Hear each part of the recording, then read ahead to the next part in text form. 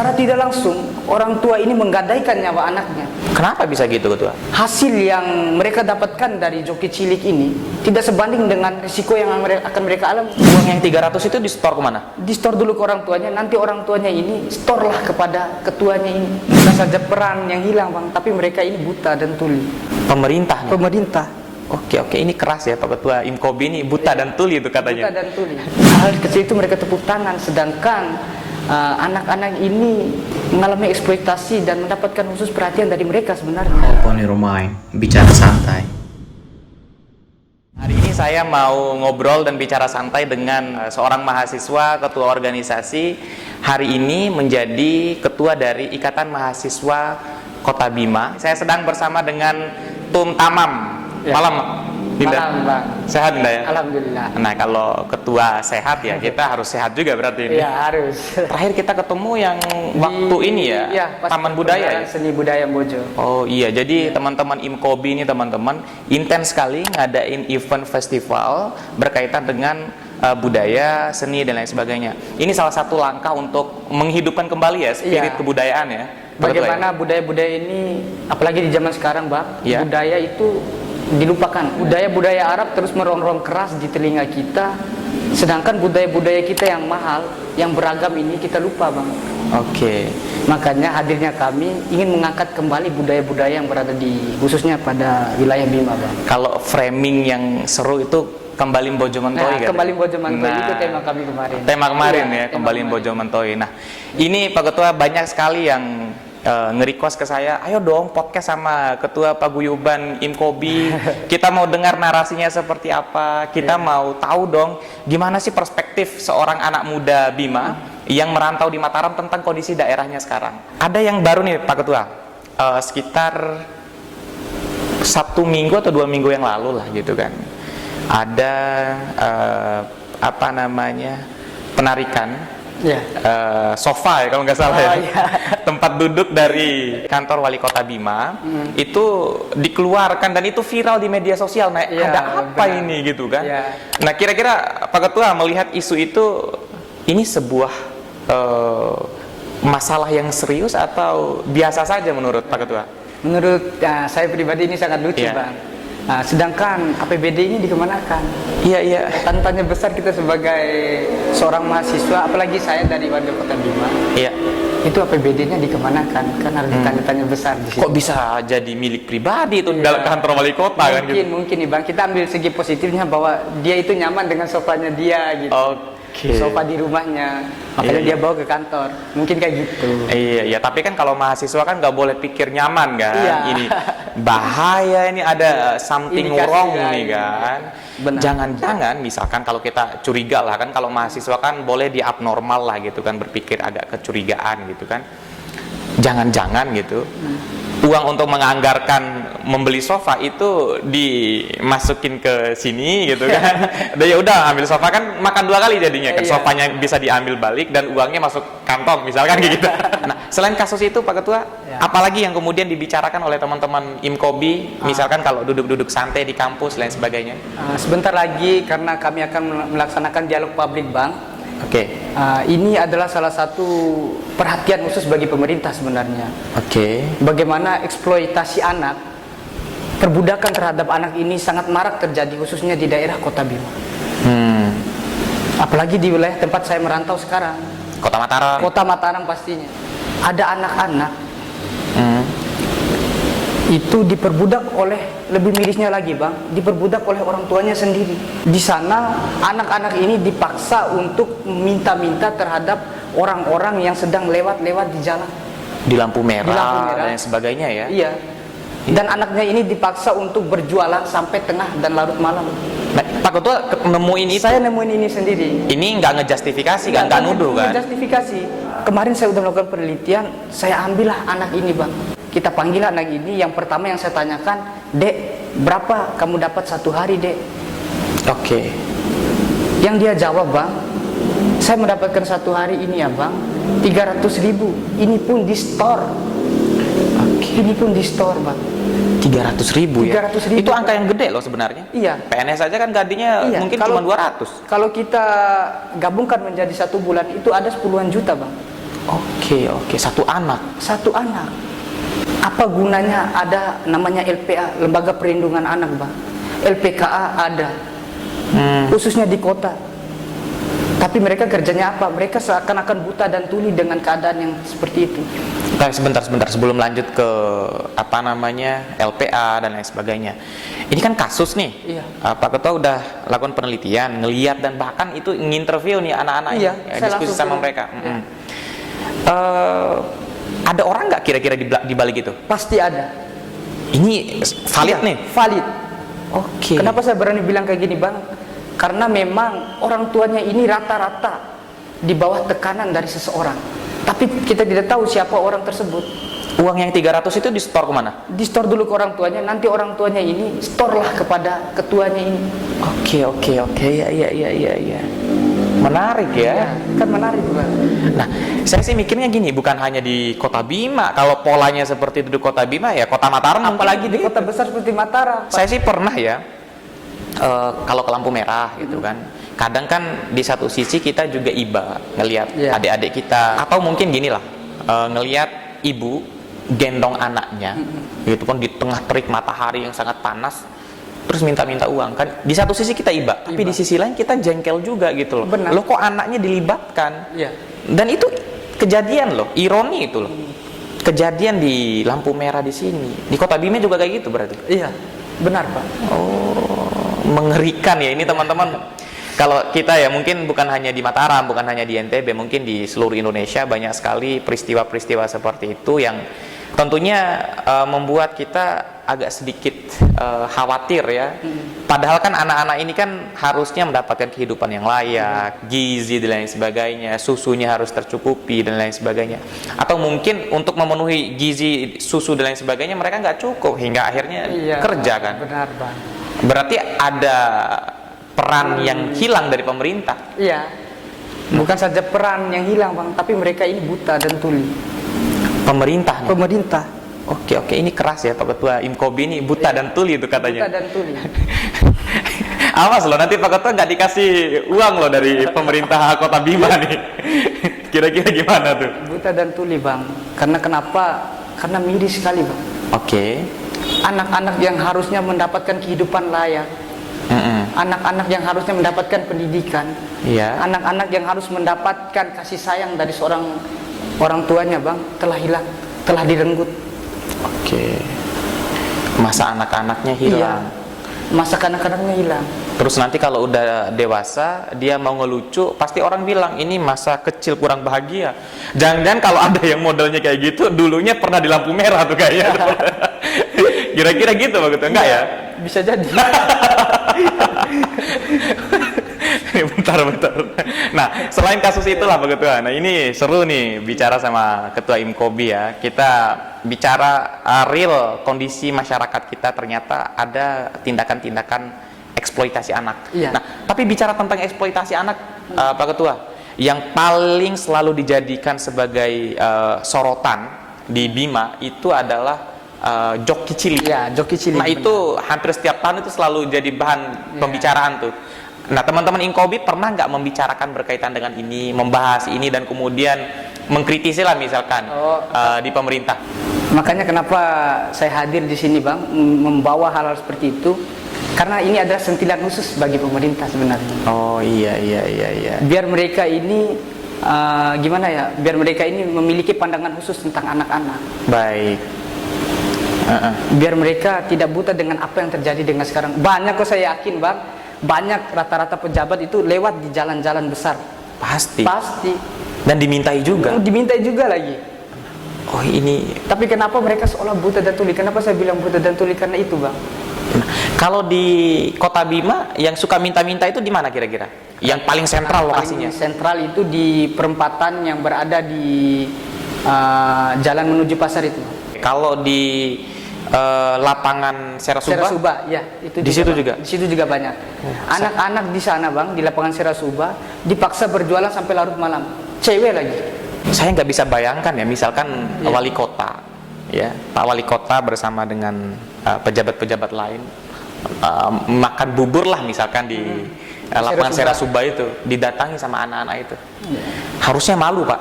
Iya. Berarti ada yang salah dengan kebijakan sampai orang itu masih harus minta-minta. Benar, karena memang ada beberapa pasal yang mengatur itu Bang, bahwa pemerintah daerah itu wajib bagaimana kehidupan kesejahteraan seorang anak. Oke. Wajib. Iya. Lembaga-lembaga juga kan sudah ada. Kenapa tidak dimanfaatkan untuk anak-anak ini? Iya, iya. Kan tanda tanya besar itu Bang. Oke. Percuma ada lembaga-lembaga tersebut tapi tidak dimanfaatkan dengan semaksimal mungkin. Iya. Khususnya pada anak-anak ini.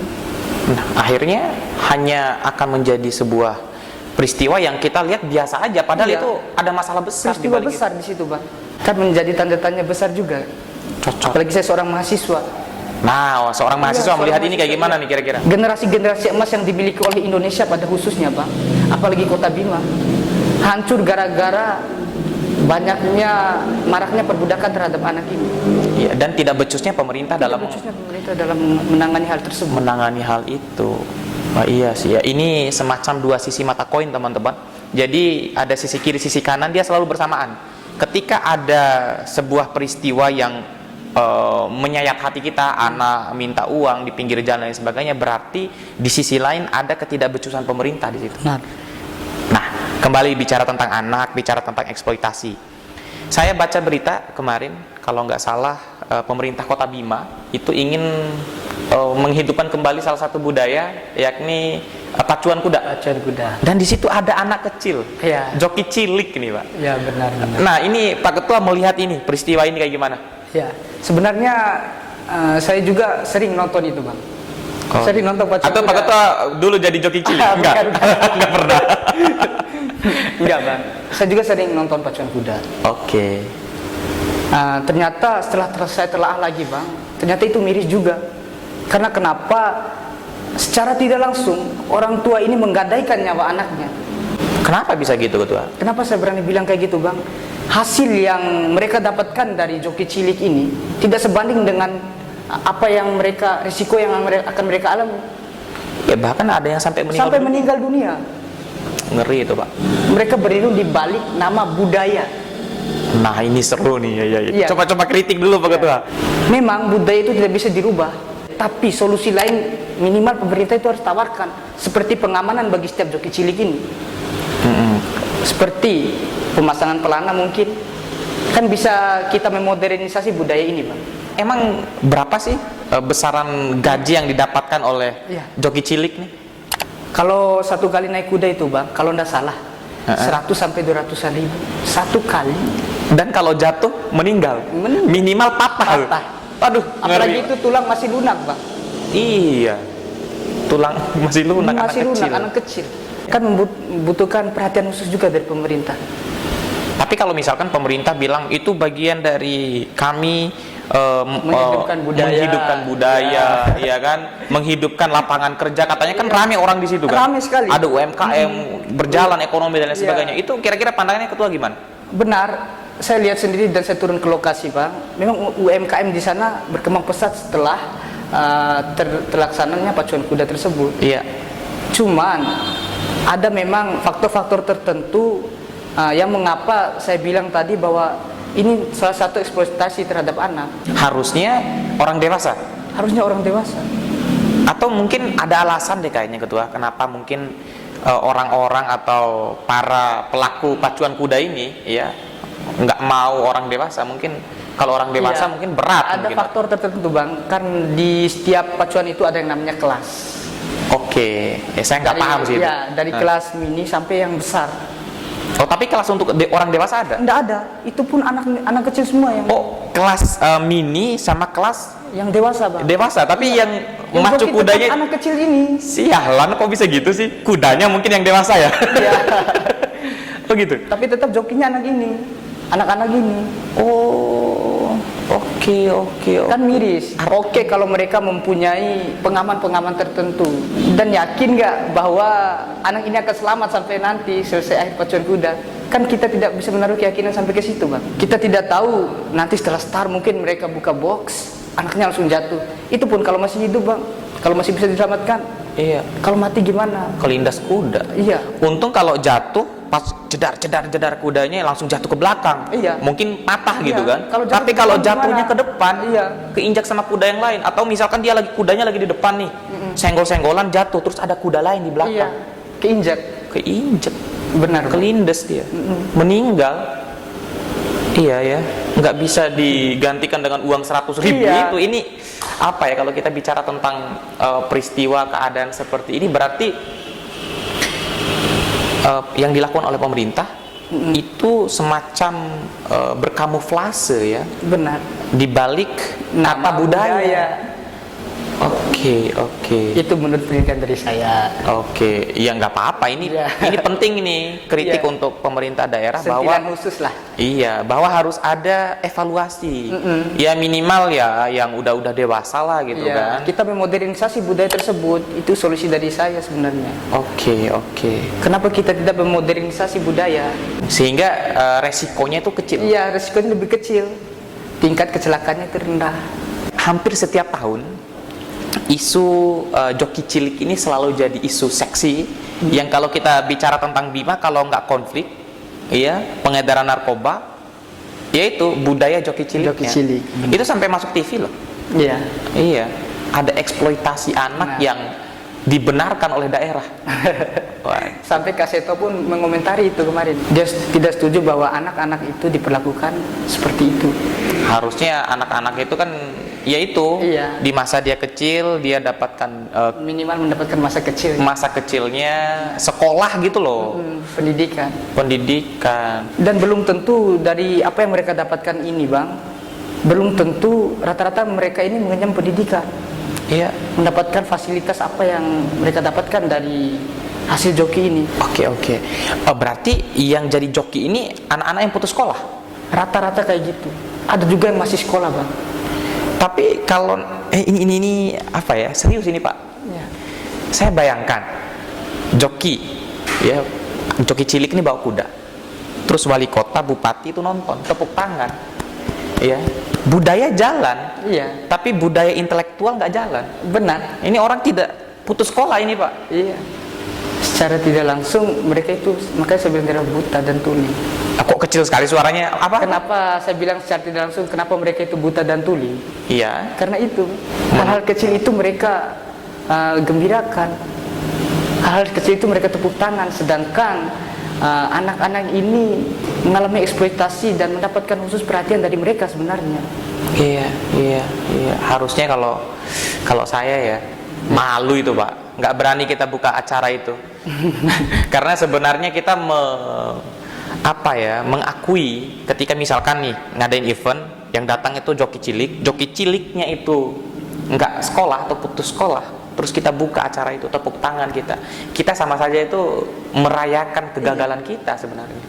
Pemerintah merayakan kegagalannya karena dia gagal membangun ekonomi sehingga orang tidak sekolah, akhirnya Benar. memilih itu. Memang sayang Bang, mutiara-mutiara kecil yang bersinar ini hanyut karena ombak yang keruh. Oleh keangkuhan kekuasaan. Keangkuhan kekuasaan kaum burjuis ini. Nah, yang berjoys ini siapa ini kira-kira? Ayo kita bongkar dulu lah. Yang berjoys ini siapa nih? Hah? Seton aja. Nah, ini yang menarik nih. Yang berjoys ini siapa Pak Ketua? Coba sebutin dulu lah. Hah? Ya pastinya pemodal-pemodal yang Iya. membacking kekuasaan ya. Benar sekali. Oke. Nah, ini sebuah ironi dan harusnya menjadi perhatian bersama. Perhatian bersama. Bukan hanya mahasiswa. Iya. Tapi kan sekarang selalu mahasiswa, kalian mikir dong tentang daerah. Ya, Iya. biasanya kayak gitu kan. Apa sih yang kalian mau berikan untuk daerah? Nah, giliran sekarang nih, misalkan sekarang podcast saya sama Ketua IMKOBI, ini kritik pedas dan tajam dan juga menginginkan adanya perubahan. Ya, Menginginkan sekali, Bang. sikap perilaku dari daerah. Tetapi ketika seperti ini harusnya juga ada tindakan nyata lagi dari pemerintah. Iya. Iya, masukan dan kritikan dari Ketua IMKOBI harusnya direspon. Ya, kan kira-kira begitu kan? Iya, Bang. Sentilan khusus ini sebenarnya menjadi pacuan untuk mereka, Bang. Bagaimana mereka ini memberikan perhatian khusus untuk anak-anak ini.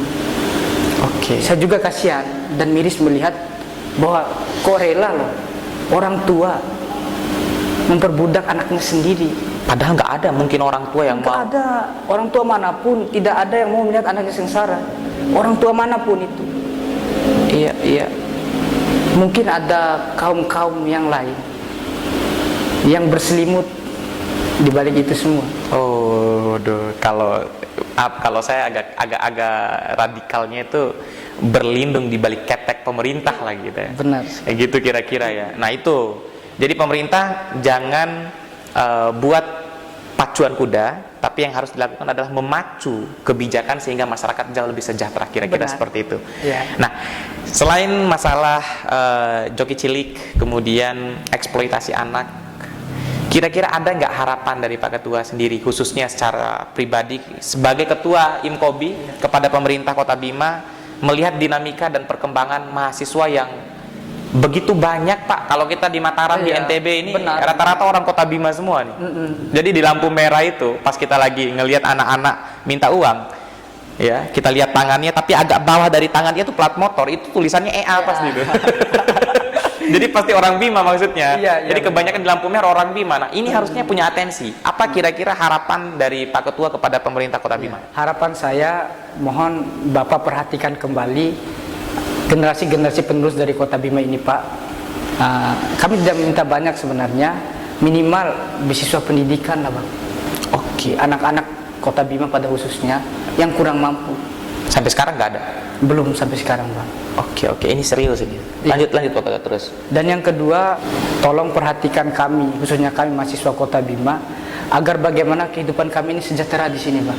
Konkretnya seperti? Konkretnya seperti kami meminta untuk beberapa hal lah, gitu. Misal. Misal untuk kiblat, untuk kami Bang, berkumpul.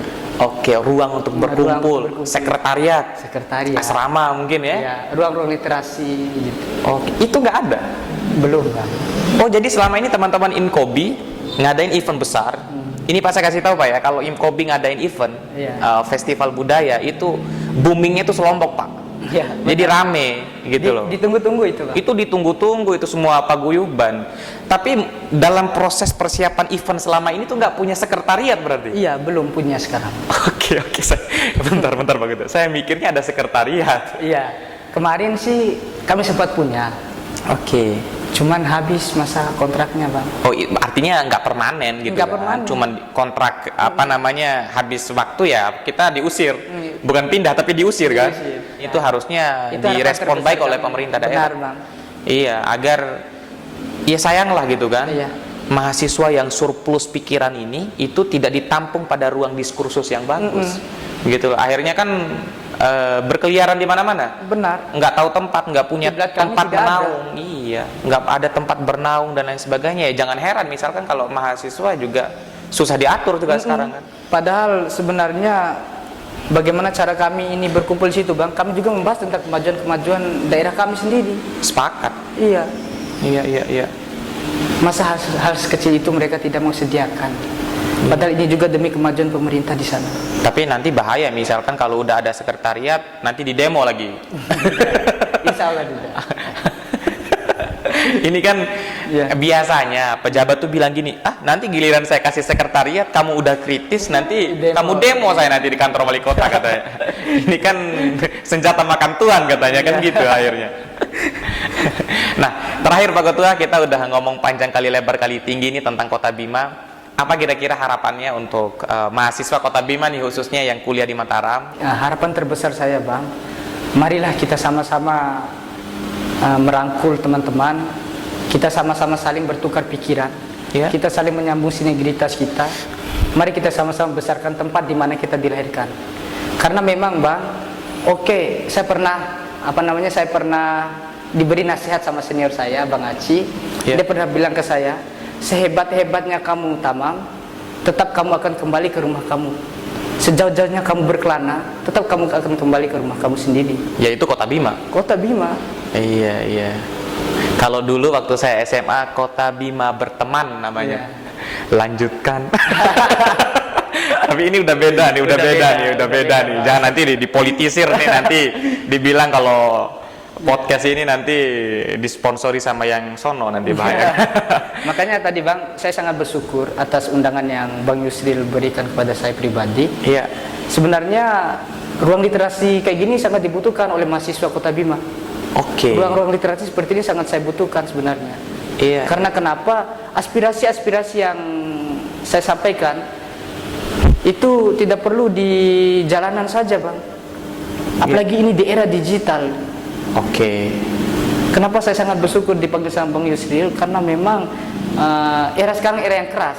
Era yang Era keras yang ya. sangat keras. Oke. Ketika Anda tidak mampu bersaing, Anda dibuang. Benar sih, benar. Benar. Anda tidak mau bersaing, Anda diinjak-injak sama orang, Bang. Dan jangan heran, Bang, bahwa pemerintah itu lebih takut disentil lewat media sosial daripada takut disentil lewat jalanan.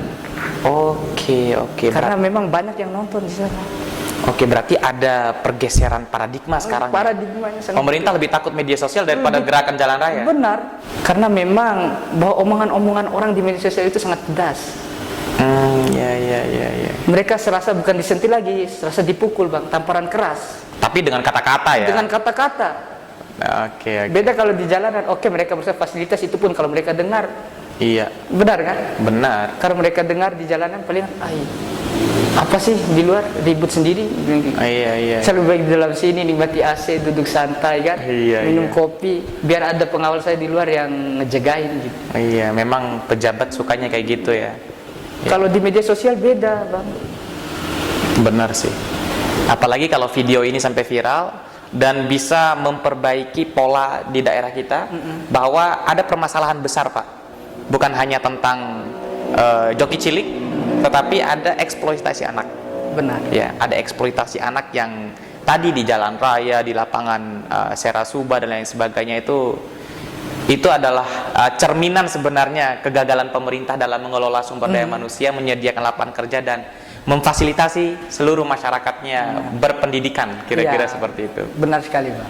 Oke, karena bagaimanapun anak muda katanya harapan ya. Iya, mutiara-mutiara kecil di lautan. Makanya saya bilang tadi bahwa generasi-generasi ini adalah mutiara-mutiara kecil di lautan. Tapi dengan ombak yang keruh, mereka ini akan hancur, Bang. Hancur sinarnya. Oke, pudar. Gitu. Pudar. Oke. Mereka tidak kuat bersinar lagi karena ombak-ombak ini sangat keruh. Pudar dan akhirnya tidak bernilai lagi. Benar. Iya. Bukan mutiara jadinya, karek ya jadinya. Oke teman-teman, saya seru ya bicara santai dengan Adinda Tamam ini. Beliau selain sebagai ketua IMKOBI, ya beliau juga adalah kader dari PMII. Iya. Ya, kuliah di UIN. Itulah sinergitas pikiran terus kita jaga agar kemudian di masa depan daerah kita semakin baik lagi, daerah kita semakin hebat lagi. Kira-kira seperti itu. Adinda, sebelum kita tutup, kami dari podcast Bicara Santai punya satu souvenir. Jadi souvenir ini bentuk terima kasih kami kepada Adinda karena bersedia meluangkan waktu untuk menampar pemerintah Kota Bima. Kan katanya kayak tadi, kan katanya tadi gitu, menampar ya, menonjok pemerintah Kota Bima bahwa something wrong, ada sesuatu hal yang salah dan harus segera diperbaikan. Oke Pak Ketua. Jadi ini Pak Ketua, souvenir dari podcast Bicara Santai teman-teman semua. Nah teman-teman kalau mau pesan souvenir seperti ini, nanti saya cantumin kontak personnya. Ini support dari OC Plakat ya, Oni Kreatif, tempat pembuatan souvenir paling recommended di Kota Mataram. Nanti kalau teman-teman mau pesan souvenir seperti ini dan kasih tahu ya sudah subscribe channel YouTube ini, nanti bakalan dapat diskon khusus. Yang penting udah kasih tahu subscribe channel YouTube ini. Dan teman-teman dari IMKOBI, misalkan kalau ada event ya, ada festival seni dan lain sebagainya, di sini bisa di custom ya untuk souvenirnya dan recommended banget. Kalau mahasiswa pasti dapat harga khusus lah. Ini Pak Ketua bisa diterima. Ini simbol dari kebersamaan, simbol dari terus hidupnya daya pikir mahasiswa di masa depan untuk daerah dan untuk kemajuan kita bersama. Kira-kira seperti itu. Terima kasih teman-teman. Saya Yusril Iza Mahendra bersama dengan Pak Ketua IMKOBI ya, seorang intelektual kampus, seorang mahasiswa yang sampai hari ini terus memperjuangkan kepentingan masyarakat di daerahnya. See you. Wassalamualaikum warahmatullahi wabarakatuh. Dadah. Makasih banyak Pak Ketua.